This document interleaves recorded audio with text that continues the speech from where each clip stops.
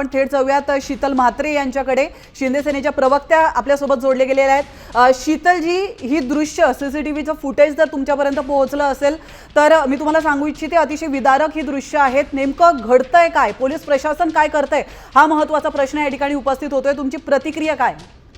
नाही, खरं तर आम्ही याचा निषेध करतो आहोत। ज्या पद्धतीने हे फुटेज बघितल्यानंतर कुठल्याही माणसाच्या अंगावर काटा येईल असंच हे फुटेज आहे आणि अशा पद्धतीने जर कोणी राजकीय वैमनस्यातून कोणाचा तरी जीव जाईल अशा पद्धतीने करत असेल तर खरोखर हे निषेध करण्यासारखंच आहे।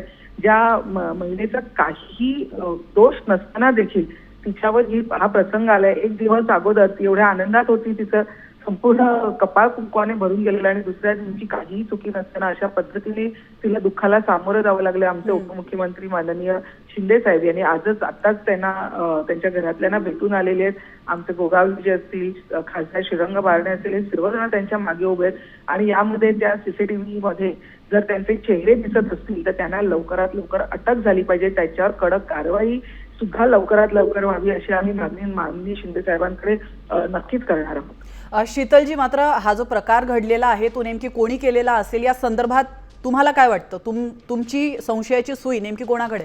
गोगावलेजीने कालच त्यांची नावं सुद्धा सांगितलेली आहेत की यामध्ये कोण कोण सामील असू शकतं। मला वाटतं त्यांची नावं गोगावलेजीने सांगितले, त्यांचे चेहरे दिसले, त्यांची चेहरापट्टी दिसत असेल तर मला वाटतं तिकडच्या स्थानिक लोकांना नक्कीच कळलं असेल ही लोक कोण आहेत आणि पोलिसांनाही याची माहिती मिळाली असेल आतापर्यंत, तर त्यांना लवकरात लवकर अटक करून त्यांच्यावर कारवाई झाली पाहिजे। मग ते कुठल्या पक्षाचे आहेत, ते सत्ताधारी आहेत का की मित्र पक्षाचे आहेत का, हे महत्वाचं नसून ते आरोपी आहेत आणि आरोपींना शिक्षा ही झालीच पाहिजे। त्यांना कुठल्याही परिस्थितीत दया माया दाखवता उपयोगी नाही। त्यांची लहान त्यांची मुलगी त्यांच्याबरोबर असेल, तिच्यावर काय तिला काय वाटत असेल हे खरंच आम्ही विचार नाही करू शकत। बिलकुल शीतलजी, धन्यवाद।